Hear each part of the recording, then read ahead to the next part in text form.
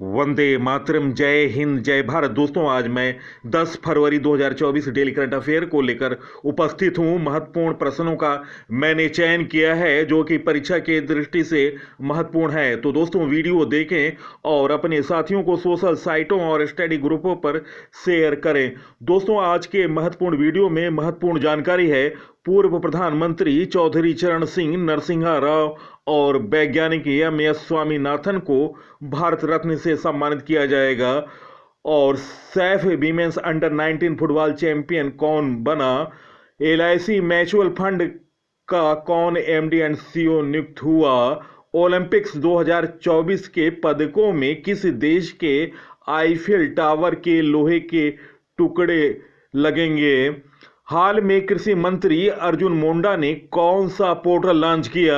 विश्व पुस्तक मेला 2024 का आयोजन कहाँ किया जा रहा है? हाल में समान नागरिक संहिता लागू करने वाला पहला राज्य कौन बना? 7वें हिंद महासागर सम्मेलन का आयोजन किस देश में किया जा रहा है? फिट इंडिया मूवमेंट के ब्रांड एम्बेसडर के रूप में किसे नियुक्त किया गया?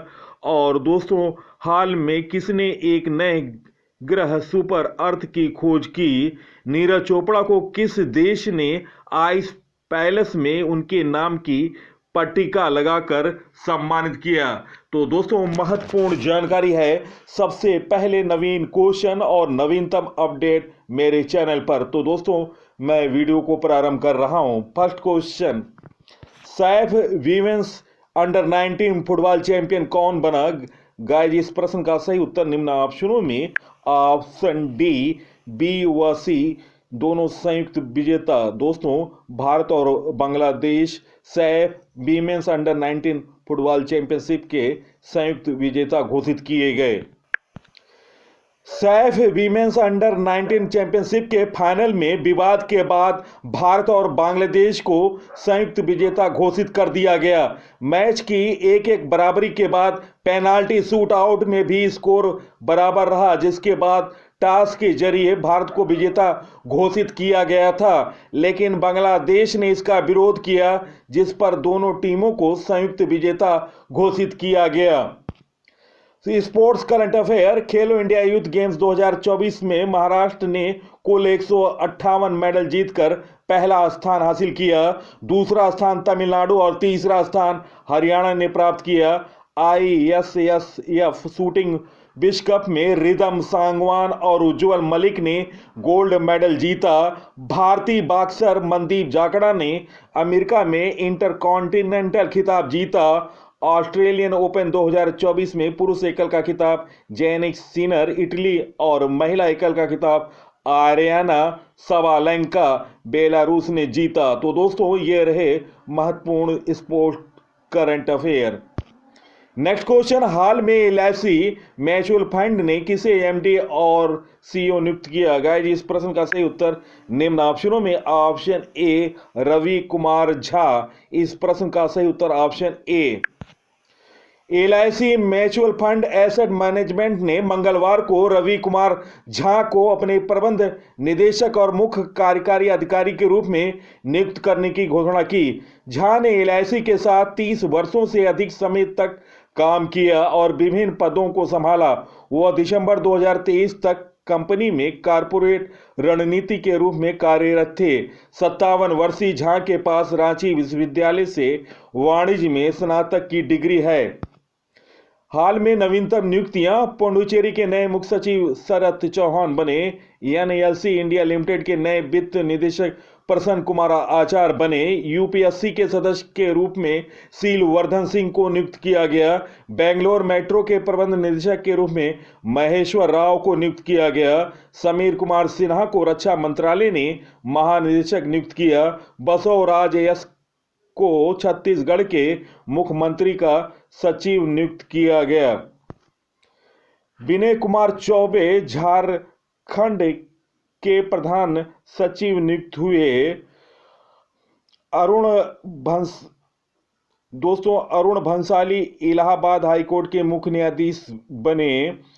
एयू स्माइल फाइनेंस बैंक के गैर अधिकारी अध्यक्ष एच.आर. खान नियुक्त हुए। उच्च सदन राज्यसभा के लिए सत्यनाम सिंह संधू को नियुक्त किया गया। लाल कृष्ण आडवाणी को भारत रत्न से सम्मानित किया गया और कर्पूरी ठाकुर को भी सम्मानित किया गया। और आज पीवी नरसिम्हा राव और भूतपूर्व प्रधानमंत्री चौधरी चरण सिंह और हरित क्रांति के जनक एमएस स्वामीनाथन को भी भारत रत्न से सम्मानित किया जाएगा। और दोस्तों आपको बता दें, भारत रत्न से अब 53 लोग सम्मानित हुए हैं। Uttarakhand uniform civil code committee के अध्यक्ष रंजना प्रकाश देसाई बने। वित्त मंत्रालय के मुख्य सलाहकार पवन कुमार बने। गुवाहाटी उच्च न्यायालय के मुख्य न्यायाधीश के रूप में विजय बिश्नोई ने शपथ ली। राजस्थान के नए एडवोकेट जनरल के रूप में राजेंद्र प्रसाद को नियुक्त किया गया। स्वास्थ्य सचिव के रूप में अपूर्व चंद्रा को नियुक्त किया गया। सूचना एवं प्रसारण सचिव के रूप में संजय जाजू को नियुक्त किया गया। जस्टिस रितु बाहरी उत्तराखंड की पहली महिला मुख्य न्यायाधीश नियुक्त हुई। नेक्स्ट क्वेश्चन, ओलंपिक्स 2024 के पदकों में किस देश के आईफेल टावर के लोहे का टुकड़ा होगा? गाइस, इस प्रश्न का सही उत्तर है निम्न ऑप्शनों में ऑप्शन ए फ्रांस। इस प्रश्न का सही उत्तर option A. 2024 Paris Olympic France में होंगे। और दोस्तों 2024 पेरिस ओलंपिक्स और पैरालंपिक्स के हर मेडल को आईफेल टावर के लिए गए असली लोहे के एक टुकड़े से सुसज्जित किया जाएगा। तस्वीरें शेयर करते हुए ओलंपिक्स के आधिकारिक इंस्टाग्राम अकाउंट ने लिखा, पेरिस की सबसे बड़ी ऐतिहासिक और अविस्मरणीय निशानी। ये हिस्से 20वीं शताब्दी में आईफेल टावर के नवीनीकरण के कार्य के बाद हटाए और संरक्षित किए गए। दोस्तों फ्रांस का नवीनतम करंट अफेयर, फ्रांस में तमिल कवि तिरुवल की प्रतिमा का उद्घाटन हुआ। फ्रांस ने स्कूली महिलाओं के आबेया पोशाक पहनने पर प्रतिबंध लगाया। प्रधानमंत्री को फ्रांस के सर्वोच्च सम्मान Grand Cross of the Legion of Honour से सम्मानित किया गया। फ्रांस की सैन्य परेड में प्रधानमंत्री मोदी को विशिष्ट अतिथि के रूप में आमंत्रित किया गया। टाटा सन्स के चेयरमैन एन चंद्रशेखरन को फ्रांस के सर्वोच्च सम्मान से सम्मानित किया गया। नेक्स्ट क्वेश्चन, हाल में कृषि मंत्री अर्जुन मुंडा ने कौन सा पोर्टल लॉन्च किया? गाइस, इस प्रश्न का सही उत्तर निम्न ऑप्शनों में ऑप्शन ए सारथी पोर्टल। इस प्रश्न का सही उत्तर ऑप्शन बी। कृषि मंत्री अर्जुन मुंडा ने हाल में प्रधानमंत्री फसल बीमा योजना PMFBY सहित बीमा उत्पादों के लिए सारथी पोर्टल लॉन्च किया। फसल बीमा से संबंधित शिकायतों के समाधान के लिए कृषि रक्षक पोर्टल और हेल्पलाइन नंबर 14,447 लॉन्च किया गया।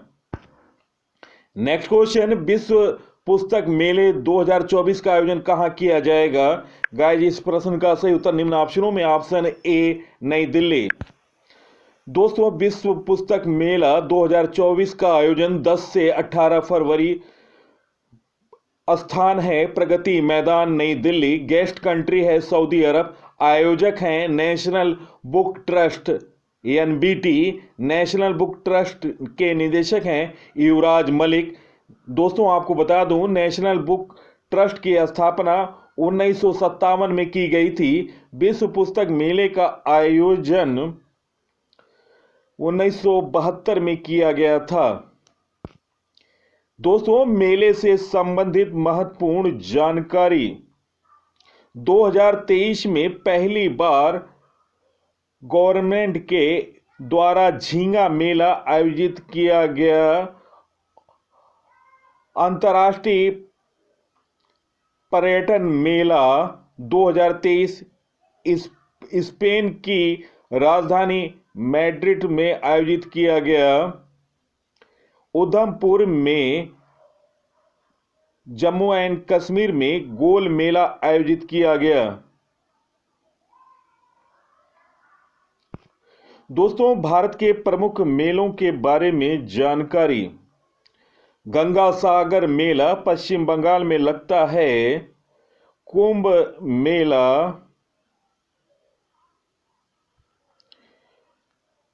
प्रयाग, हरिद्वार, उज्जैन और नासिक में लगता है। दोस्तों, कुंभ मेला हर 12 साल के बाद लगता है और अर्ध कुंभ मेला 6 साल के बाद लगता है। अंबुवाची मेला असम में लगता है। नैना देवी मेला हिमाचल प्रदेश में लगता है। नौचंडी मेला मेरठ उत्तर प्रदेश में लगता है। पुष्कर मेला राजस्थान में लगता है। सोनपुर का मेला मवेशी मेला है बिहार का। यह एशिया का सबसे बड़ा मेला है। कोलायत मेला राजस्थान में लगता है। माघ मेला प्रयागराज में लगता है। श्रावणी मेला झारखंड। दोस्तों, यह दुनिया का सबसे लंबा धार्मिक मेला है। मेडारम यात्रा तेलंगाना में हर 2 साल में एक बार आयोजित किया जाता है। दोस्तों, त्रिशूर पूर्णम केरल में मनाया जाता है। यह मेला लगता है। और दोस्तों, मेडारम यात्रा को आदिवासियों का महाकुंभ भी कहा जाता है। नेक्स्ट क्वेश्चन, हाल में समान नागरिक संहिता लागू करने वाला पहला राज्य कौन सा बना? दोस्तों, निम्न ऑप्शनों में ऑप्शन ए उत्तराखंड इस प्रश्न का सही उत्तर है।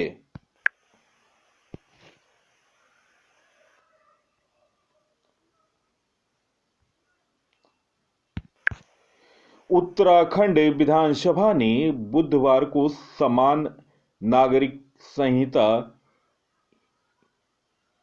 यूसीसी विधेयक पारित किया और इसके साथ ही उत्तराखंड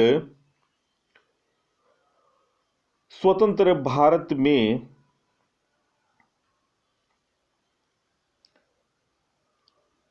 ऐसा करने वाला देश का पहला राज्य बन गया।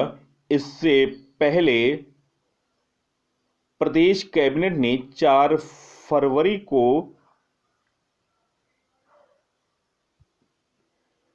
यूसीसी के मसौदे को मंजूरी दी थी।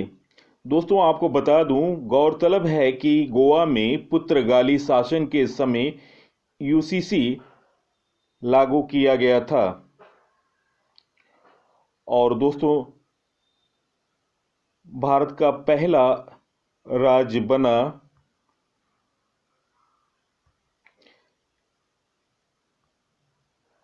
जो समान नागरिक संहिता लागू करने वाला पहला राज्य उत्तराखंड बना।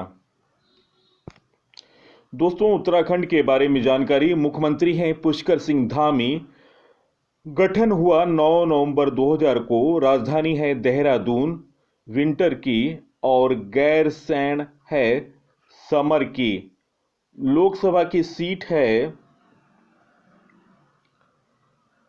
5। राज्यसभा की सीट है 3। विधानसभा की सीट है 71।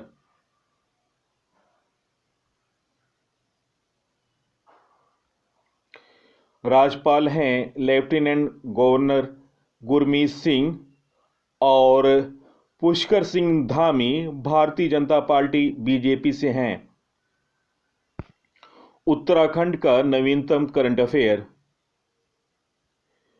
दोस्तों, हाल में उत्तराखंड पुलिस ने स्मार्ट पुलिसिंग को बढ़ावा देने के उद्देश्य से बैलेंसिंग इलेक्ट्रिक स्कूटर को लॉन्च किया।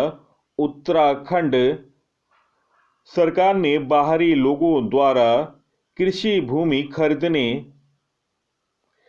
पर प्रतिबंध लगाया और संयुक्त सैन्य अभ्यास सूर्य किरण का 17वां संस्करण पिथौरागढ़ उत्तराखंड में आयोजित किया गया। 10 दिवसीय उत्तराखंड महोत्सव लखनऊ में शुरू हुआ। उत्तराखंड के मुख्यमंत्री ने रोजगार प्रयाग पोर्टल लॉन्च किया। उत्तराखंड में होने वाले छठे विश्व आपदा प्रबंधन सम्मेलन के ब्रांड एम्बेसडर अमिताभ बच्चन बने। उत्तराखंड में हरेला पर्व 2023 में मनाया गया। दोस्तों, समान नागरिक संहिता के बारे में आज मैं इसके मुख्य प्रावधानों के बारे में जानकारी दे रहा हूं। दोस्तों, विवाह का पंजीकरण अनिवार्य। पंजीकरण न होने पर सरकारी सुविधाओं से होना पड़ सकता है वंचित। पति पत्नी के जीवित रहते दूसरा विवाह पूरी तरह प्रतिबंधित। सभी धर्मों में विवाह की न्यूनतम उम्र लड़कों के लिए 21 वर्ष और लड़कियों के लिए 18 वर्ष निर्धारित। दंपति में यदि कोई एक बिना दूसरे पक्ष की सहमति का अपना मत परिवर्तन करता है तो दूसरे पक्ष को उससे तलाक लेने व गुजारा भत्ता लेने का पूरा अधिकार होगा। पति पत्नी के तलाक या घरेलू झगड़े के समय 5 वर्ष तक का बच्चा माता के पास रहेगा। सभी धर्मों में पति और पत्नी को तलाक लेने का समान अधिकार है। सभी धर्म समुदायों में सभी वर्गों के लिए बेटे बेटी को संपत्ति में समान अधिकार है। मुस्लिम समुदाय में प्रचलित हलाला और इद्दत पर रोक।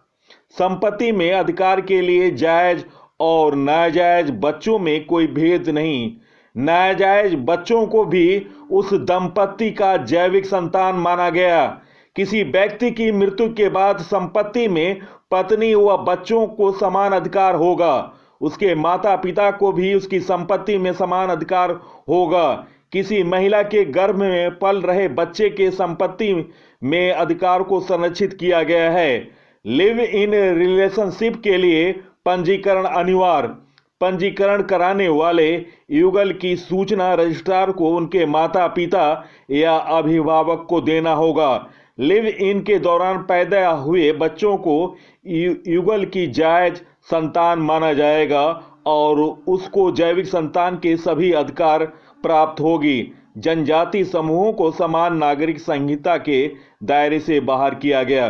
तो दोस्तों, ये रहा समान नागरिक संहिता के मुख्य प्रावधान, जो कि दोस्तों 10 घंटे की लगातार बहस के बाद समान नागरिक संहिता विधेयक उत्तराखंड में ध्वनि मत से पारित हुआ।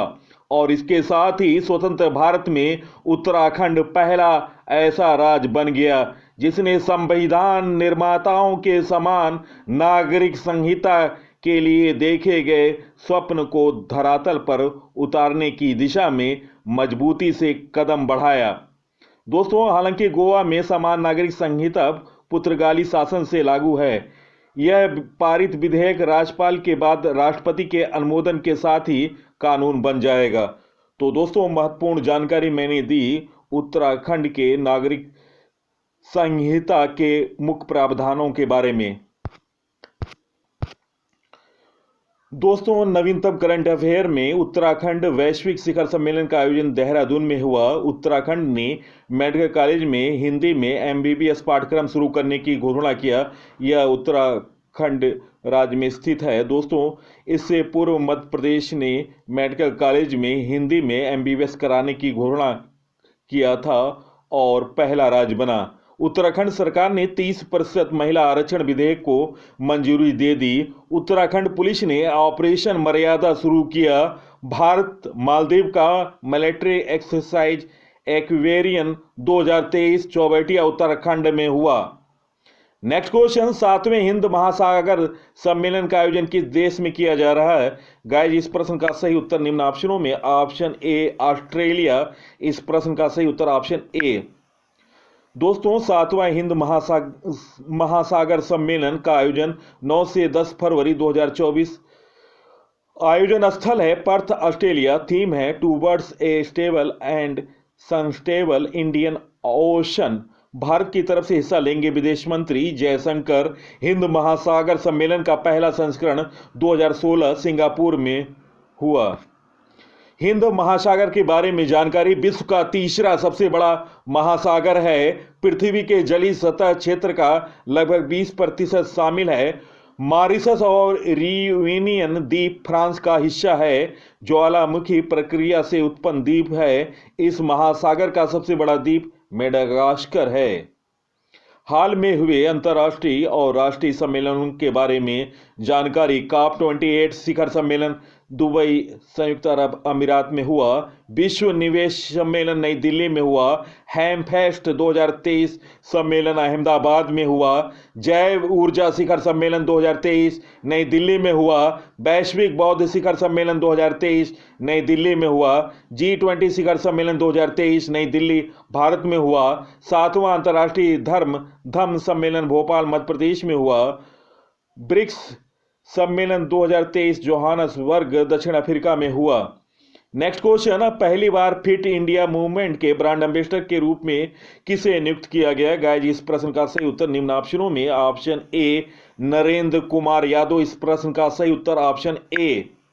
भारतीय राजस्व सेवा IRS के अधिकारी Narendra Kumar Yadav fit India movement के ब्रांड एम्बेसडर बने।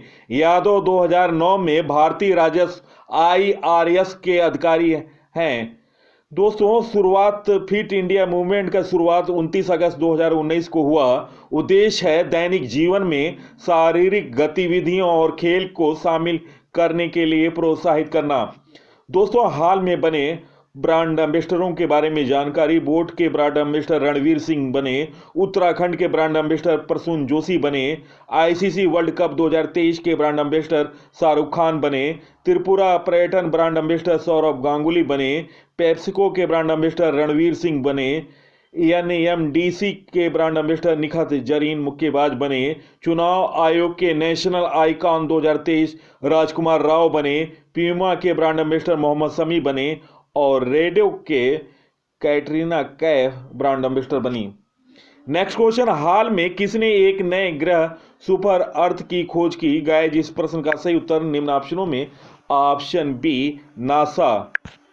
दोस्तों, अमेरिकी अंतरिक्ष एजेंसी नासा ने एक सुपर अर्थ नाम के प्लेनेट की एक खोज की है। यह पृथ्वी से 137 लाइट ईयर दूर स्थित है। नासा ने इस ग्रह को TOI 7152b नाम दिया है। दोस्तों, नासा की स्थापना 1958 में हुआ। मुख्यालय वाशिंगटन DC है और दोस्तों नासा के प्रशासक विल नेल्सन हैं। नेक्स्ट क्वेश्चन, नीरज चोपड़ा को किस देश में आइस पैलेस में उनके नाम की पट्टिका लगाकर सम्मानित किया गया? गाइस, इस प्रश्न का सही उत्तर ऑप्शन ए स्विट्जरलैंड। इस प्रश्न का सही उत्तर ऑप्शन ए। भारत के Olympic gold medalist javelin thrower Neeraj Chopra को स्विट्जरलैंड में युंग फ्राउ के मशहूर आइस प्लेस में उनके नाम से एक पट्टिका लगाकर सम्मानित किया गया। नीरज ने अपना एक भाला भी आइस प्लेस को दान किया है। नीरज ने कहा, इस देश में जो मुझे प्यार और सराहना मिली है उससे मैं अब अभिभूत हूं। दोस्तों, नवीनतम जानकारी। दोस्तों, प्रधानमंत्री नरेंद्र मोदी ने पूर्व प्रधानमंत्री चौधरी चरण सिंह व नरसिंहा राव और भारत में डॉक्टर MS स्वामीनाथन को मरणोपरांत भारत रत्न से सम्मानित करने की घोषणा की है। हाल में पूर्व उप प्रधानमंत्री लालकृष्ण आडवाणी और बिहार के पूर्व मुख्यमंत्री कर्पूरी ठाकुर को भी भारत रत्न दिए जाने का ऐलान हुआ है। चौधरी चरण सिंह किसान राजनेता और भारत के 5वें प्रधानमंत्री थे, जबकि नरसिंहा राव भारत के 9वें प्रधानमंत्री थे। दोस्तों, फोटो में चौधरी चरण सिंह और PV नरसिंहा राव और हरित क्रांति के जनक MS स्वामीनाथन हैं। दोस्तों, वीडियो का कंटेंट और PC सर की प्रस्तुतिकरण अगर आपको अच्छी लगी है तो आप इस वीडियो को सोशल साइटों और स्टडी ग्रुपों पर शेयर करें। सबसे पहले सबसे तेज जानकारी के लिए स्टडी जोन PC को फॉलो करो और सब्सक्राइब करो नवीनतम जानकारी, नवीनतम अपडेट के लिए। तो दोस्तों, इसी के साथ मैं इस अंक से विदा ले रहा हूं। अगले अंक में आपसे मुलाकात होगी, तब तक के लिए नमस्कार, वंदे मातरम, जय हिंद, जय भारत।